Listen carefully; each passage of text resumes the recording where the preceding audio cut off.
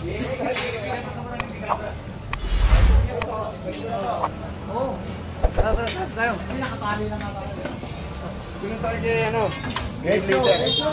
umaga. Ito, dito ulit kami. Pinabalik kami ni Chairman dito sa Barangay 33, Zone 3. At ito, sa may San Diego Street pa rin tayo.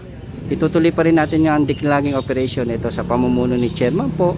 At ang ating opisina, ang Engineering Department ng DPW Highway Division 1. At ito, ang kasama po natin, yung grupo natin, si Ma'am Freddy, si Richard, si Arnold, at si Paulo. At ito po, sobrang pasalamat po tayo kay Chairman. Talaga pong nabigyan po tayo ng pagkakataon at napagkatiwalaan tayo upang mabigyan natin ng aksyon at solusyon ng kanyang problema sa kanyang mga drainage.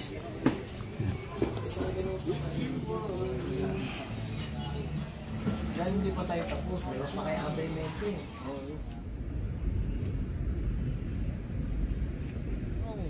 Magandang umaga sa'yo, Kong.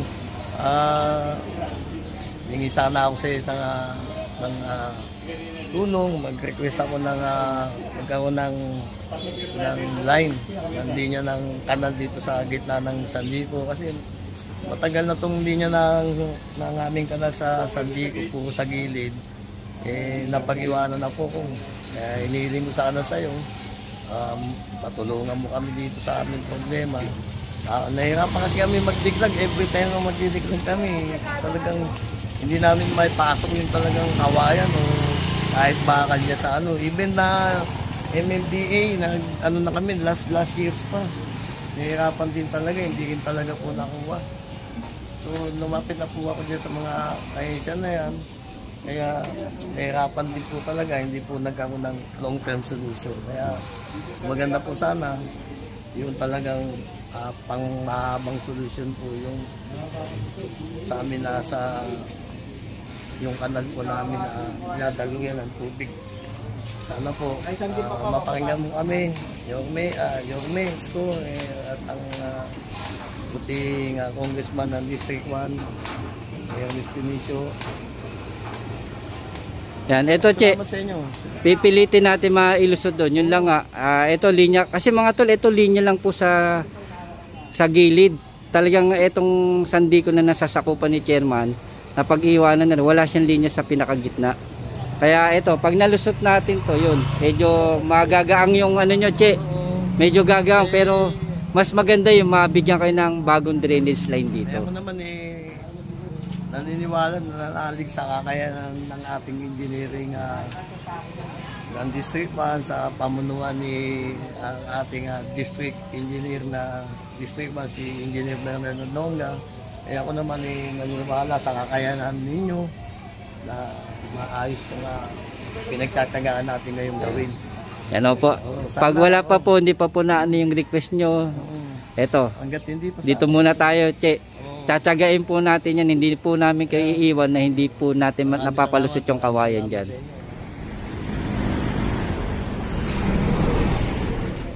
Pwede. Matagal natin. Pausog na lang natin. Thank you. Yan, thank you po Chairman, salamat po Chairman. Ito, yan mga tol, ito tuloy-tuloy po natin na bibigyan ng action at solusyon si Chairman dito. Yun nga, ito, pipilitin po natin to na mapalusot yung kawayan dito dun sa kabilang side. Yan, para po pag po, kahit paano mabigyan po natin ng solusyon si Chairman pang maibsan yung yung dito ba, kasi nga banda doon po hindi na umaagos yung tubig. Kaya ito po, kinatsaga ng ating grupo, ng ating tropa ng Engineering Department, ang DPW Highway Division 1 sa pamumuno ng Engineer Bernardo Nonga at ang aking tropa na mapalusot yung kawayan at malagyan din natin ng lubid. At tapos noon, ayun nga, paiikutan uli natin katulad ng mga ginawa natin para po makahid yung pinakaputik, yung pinakabasura doon sa kabilang side. Kaya mga tol, ito tuloy-tuloy lang ang ating pagdideclogging operation dito.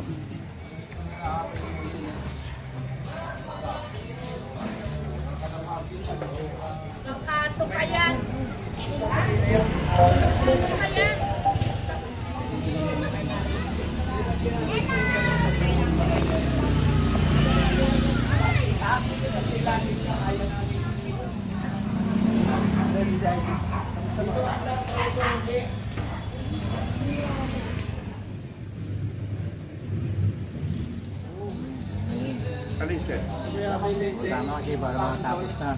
Sila. Guys! Guys!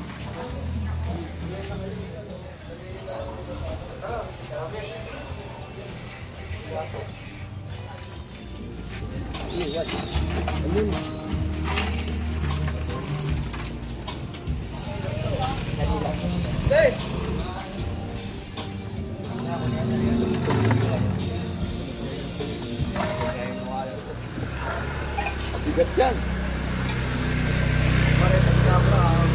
Durak na eh, no? Wala nang tubig, ano? Puno na basura yan eh. Wala na. Bigat na yan.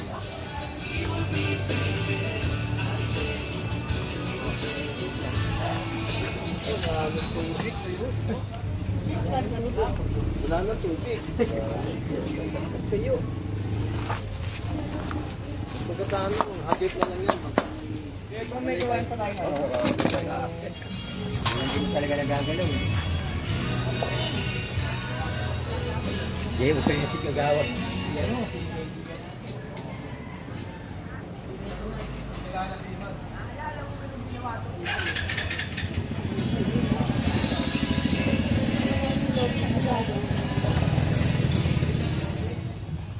Hipon yan ang namunood, yung magpagawa ng bahay ng mga tirasin pa nga yun, tsaka yung lugar.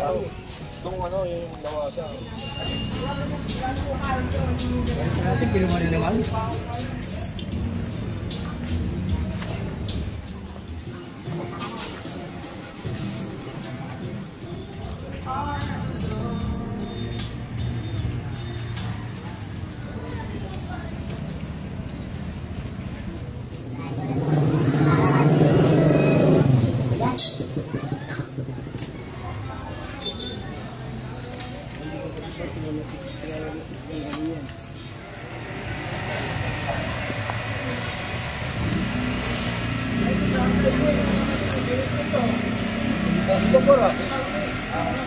Ato, may tubig na oh.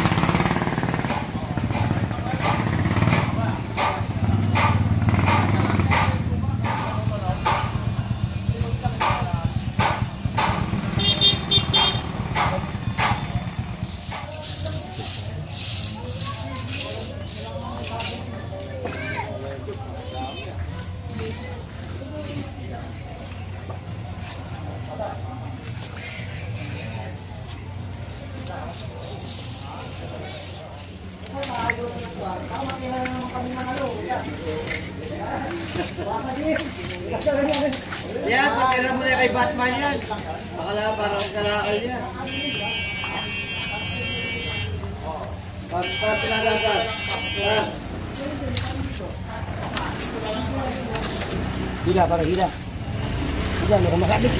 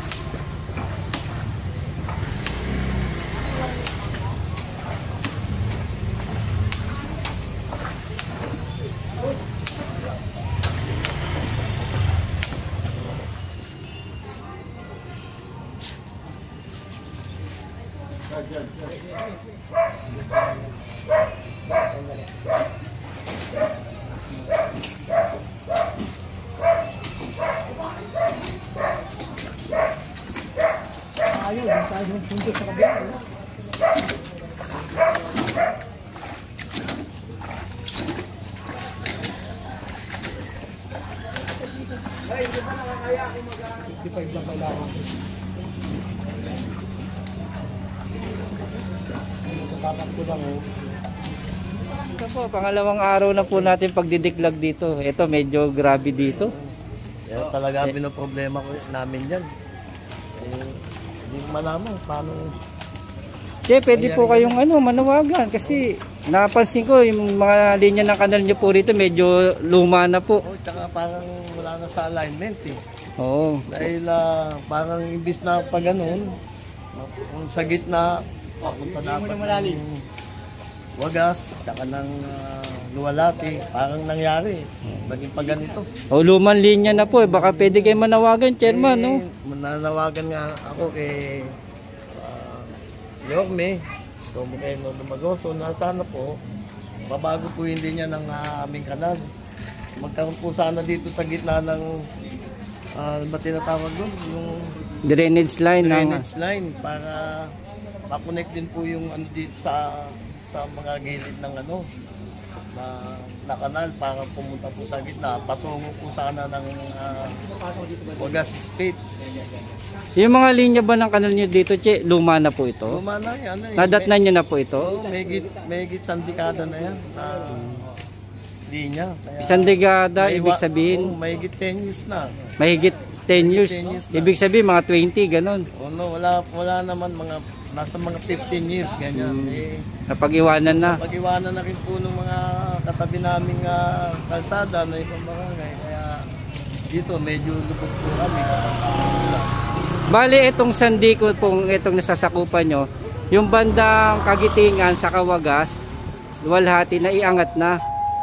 Napalitan na kumbaga nalagyan na ng linya sa gitna. Sa gitna. Ito na lang po sa inyo. Kumbaga ang mga gumagana kabilang gilid tapos maliit.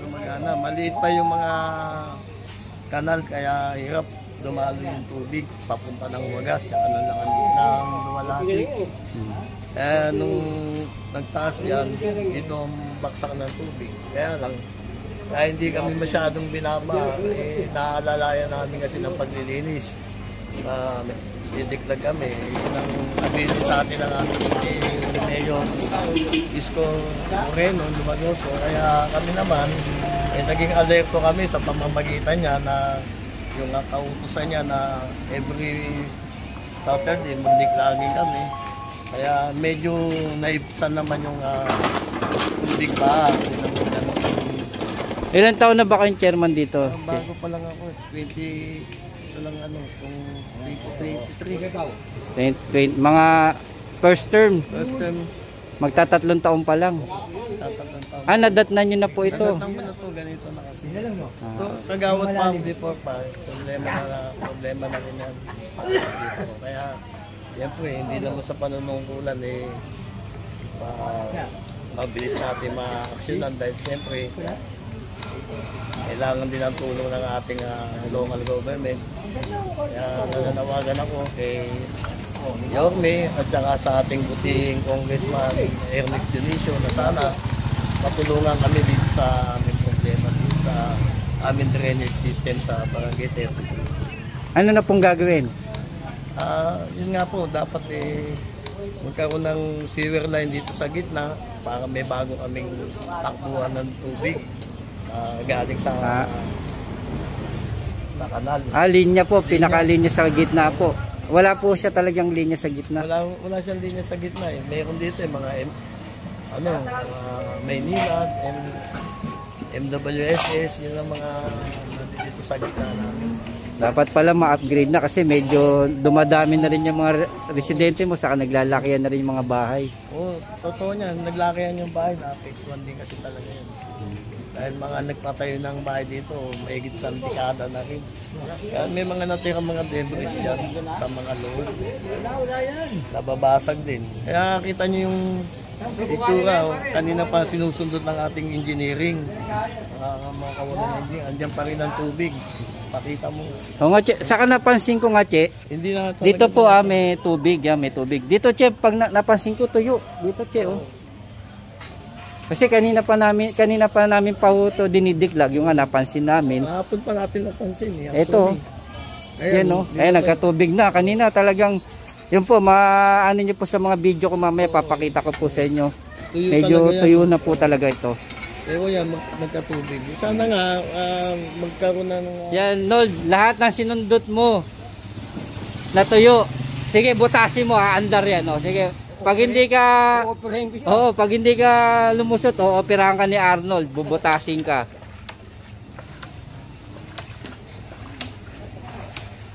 Gamitan mo na yung kapangyarihan mo, Arnold.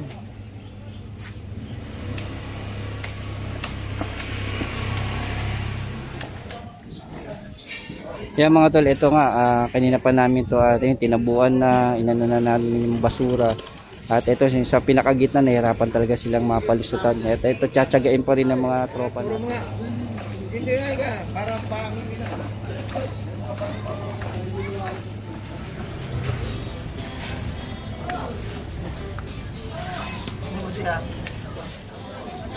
Ikaw ba tatalian dyan, ino?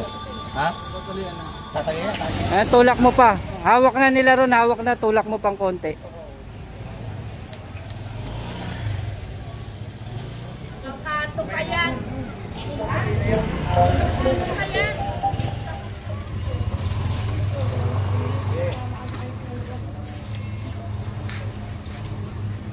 Wala.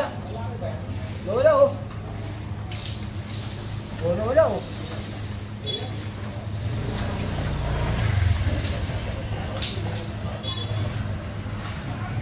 Yung mga tol, yun na yung pinakalubid na yung lumusot na.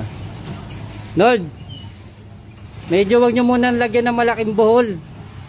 Medyo masikip para hindi mabigla. Dahan-dahan nyo lang lagyan ng buhol.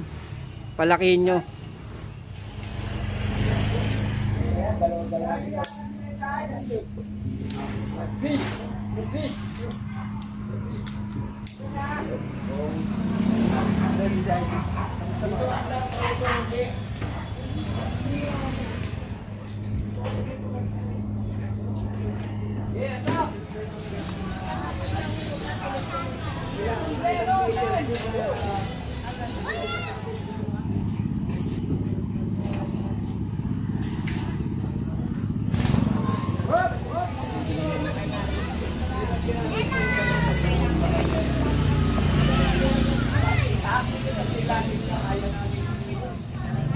Ayan o, maputik.